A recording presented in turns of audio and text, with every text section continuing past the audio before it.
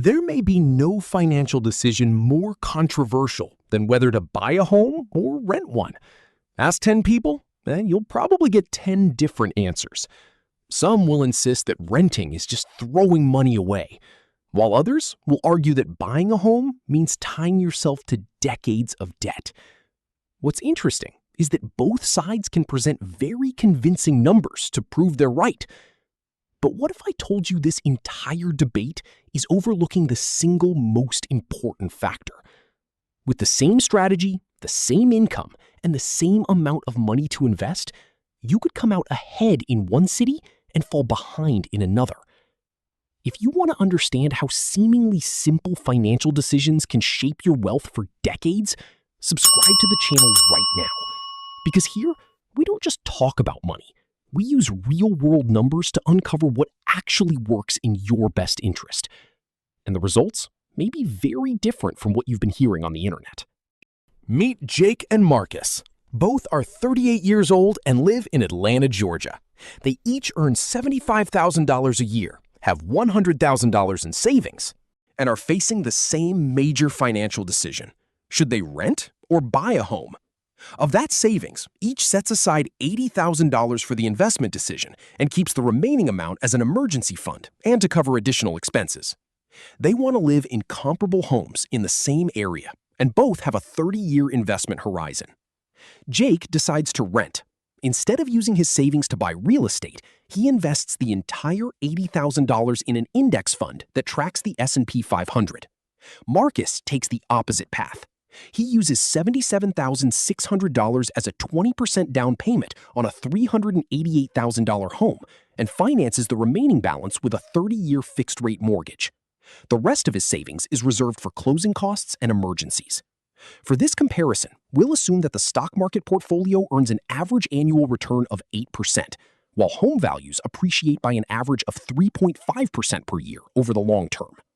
These are simply assumptions used for the comparison, not guaranteed returns. According to 2026 market data, the average home value in Atlanta is approximately $388,000, while the average rent is around $2,100 per month. This is a market where home prices are not low enough to make buying the obvious choice, but they are not so high that homeownership is completely out of reach for a middle-income household. And this is where Jake and Marcus begin their journey. If you only look at the first 3 years, many people might begin to question whether buying a home was the right decision. On paper, Jake's rent and Marcus's mortgage payment do not appear to be dramatically different. Jake pays about $2,100 per month in rent, plus a small amount for renter's insurance. Aside from utilities and everyday living expenses that both men would have to pay, that is essentially the full extent of his housing costs. If the air conditioner breaks, the landlord fixes it. If the roof starts leaking, the landlord covers the bill. If there is a plumbing problem, Jake does not have to worry about a major repair expense. He simply pays his rent on time and moves on with his life. Meanwhile, the $80,000 Jake invested at the beginning remains in an S&P 500 index fund and continues to grow over time, while the rest of his savings stays in an emergency fund. Marcus has a very different experience. After making a $77,600 down payment on a $388,000 home, he finances roughly $310,400 with a 30-year fixed-rate mortgage. At an interest rate of around 6.5%, his monthly principal and interest payment is approximately $1,950 to $2,000. That amount is actually slightly lower than Jake's rent, but it is not the whole story. In addition to his mortgage payment, Marcus must pay property taxes, homeowner's insurance, maintenance costs, and a range of unexpected expenses that many buyers overlook when they focus only on the advertised mortgage payment. A common rule of thumb in real estate is to budget about 1 to 2% of a home's value each year for maintenance. For a $388,000 home, Marcus may need to set aside roughly $3,900 to $7,800 per year, or about $325 to $650 per month. After property taxes, insurance, and maintenance are included, his true monthly cost of ownership could approach or even exceed $3,000. There is also another reality that surprises many first-time homebuyers. During the early years of a 30-year mortgage, most of Marcus's monthly payment goes toward interest rather than meaningfully increasing the portion of the home he actually owns. That means that even though Marcus is spending more each month, the amount of equity he builds during the first few years remains relatively limited. After 3 years, the picture starts to become fairly clear. Jake has lower housing costs, fewer repair-related worries, and an investment portfolio that continues to compound in the stock market. Marcus, meanwhile, carries higher expenses and has not yet experienced many of the long-term benefits of homeownership. If the game ended after year 3, renting would look far more attractive. But this is only the beginning of the story, and the years that follow are when the balance between the two strategies starts to change. This is where the game begins to change. During the first few years, Jake's advantage is fairly clear.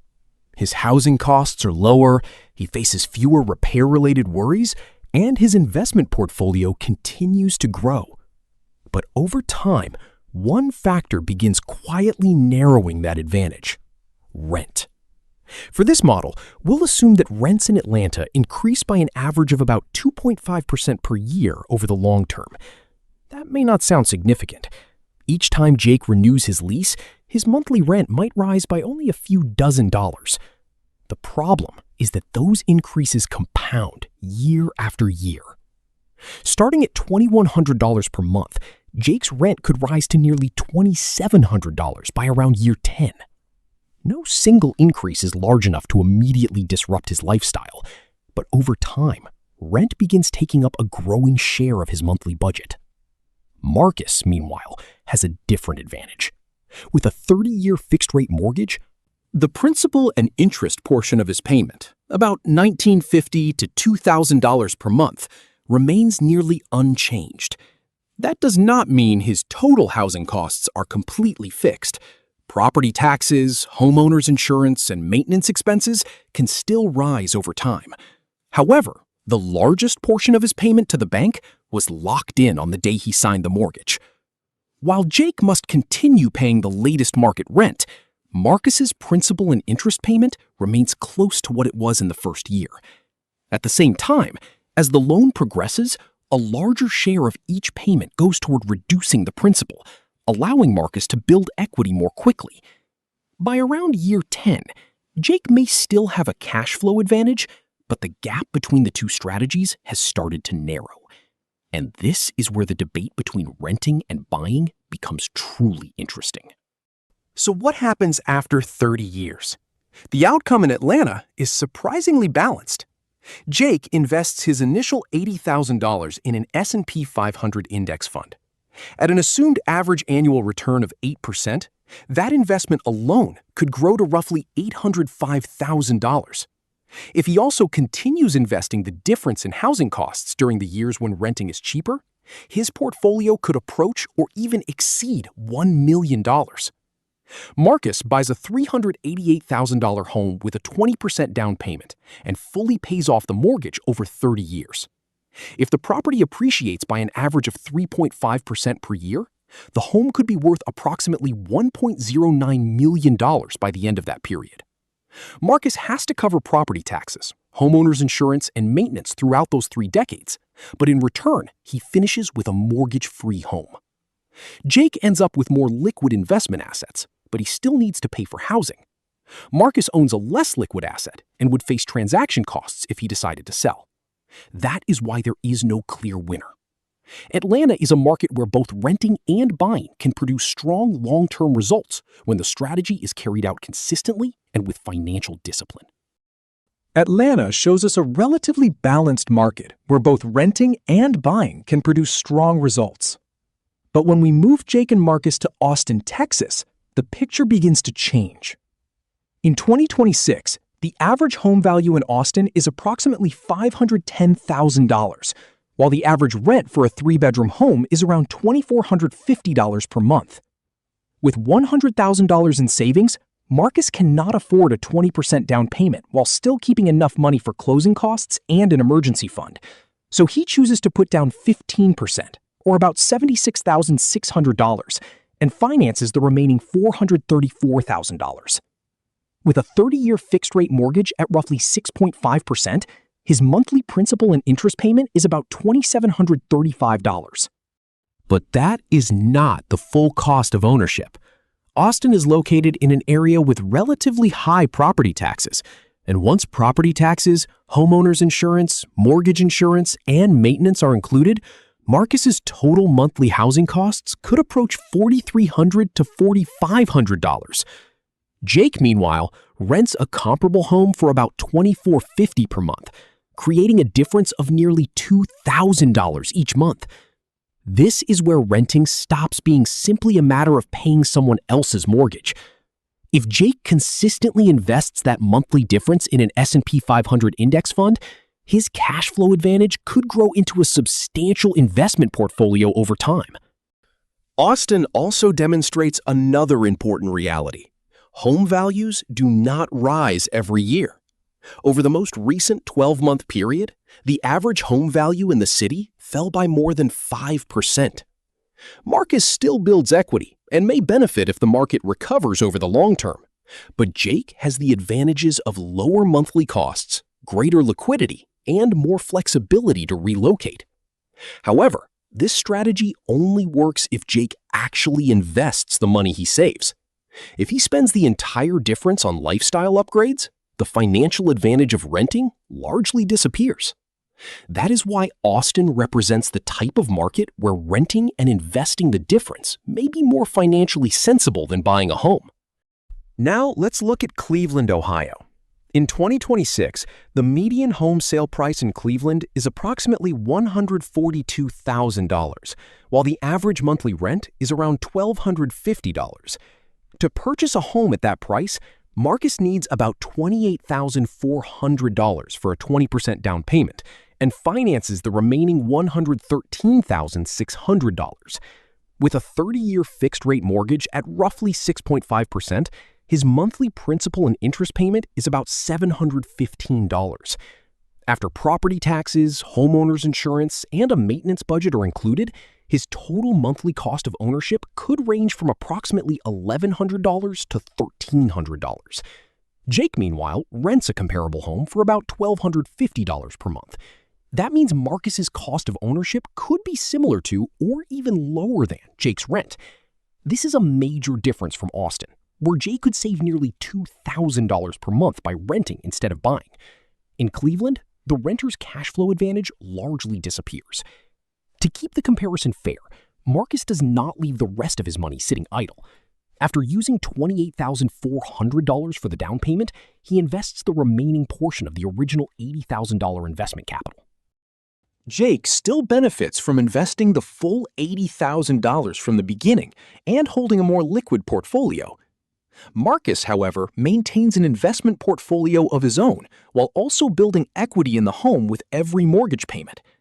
After 30 years, Marcus could own the property outright with no mortgage remaining, although he would still be responsible for property taxes, insurance, and maintenance. This does not guarantee that Marcus will end up wealthier than Jake. The final result still depends on stock market returns, home appreciation, rent growth, and unexpected costs. However, Cleveland represents the type of market where home prices remain relatively affordable and the total cost of ownership is not much higher than rent. In markets like this, buying a home may offer a clearer advantage for building long-term wealth. After all the numbers, the biggest lesson is becoming clear. Jake did not change. Marcus did not change. Their strategies did not change either. The only thing that changed was the market where they lived. 3 cities produced 3 different outcomes. In Atlanta, both renting and buying can work. In Austin, renting and investing the difference may come out ahead. In the Cleveland metro area, buying a home often offers a stronger advantage for building long-term wealth. But before we finish, there is one more unique market that deserves attention: San Francisco. In San Francisco, the question is not simply whether renting or buying is the better financial choice. The first question is whether someone can afford to live in the city at all. San Francisco is one of the most expensive housing markets in the United States, In 2026, the average home value in San Francisco is approximately $1.39 million, compared with about $368,000 nationwide. That means homes in San Francisco cost nearly 4 times the national average. The average rent is around $4,000 per month, more than double the national average of roughly $1,950. Jake earns $75,000 per year, giving him a gross monthly income of about $6,250. If he rents at the citywide average, rent alone would consume approximately 64% of his income before taxes, without including food, transportation, insurance, or other living expenses. Buying would be even more difficult for Marcus. A 20% down payment on a $1.39 million home would require nearly $279,000, almost 3 times his total savings of $100,000. Even if he could afford the down payment, he would still need to borrow more than $1.1 million. With a 30-year fixed-rate mortgage at approximately 6.5%, his monthly principal and interest payment would be around $7,000. After property taxes, homeowner's insurance, and maintenance are included, his total monthly cost of ownership could exceed $9,000. Of course, not everyone living in San Francisco pays these amounts. Some people rent small rooms, live with roommates, or choose areas farther from downtown. The city also provides emergency shelters, transitional housing, and permanent supportive housing for people who are currently or formerly experiencing homelessness. These programs may help eligible individuals access housing at costs below market rates, but they are not low-cost rental options available to everyone. The supply is limited, and residents must meet specific eligibility requirements. Renting a room or sharing a home also means making trade-offs in space, privacy, and quality of life.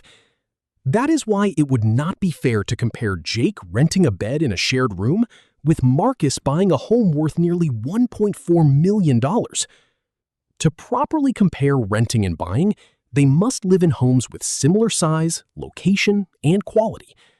Under those conditions, San Francisco reveals a clear reality. Both renting and buying can place enormous financial pressure on a middle-income household.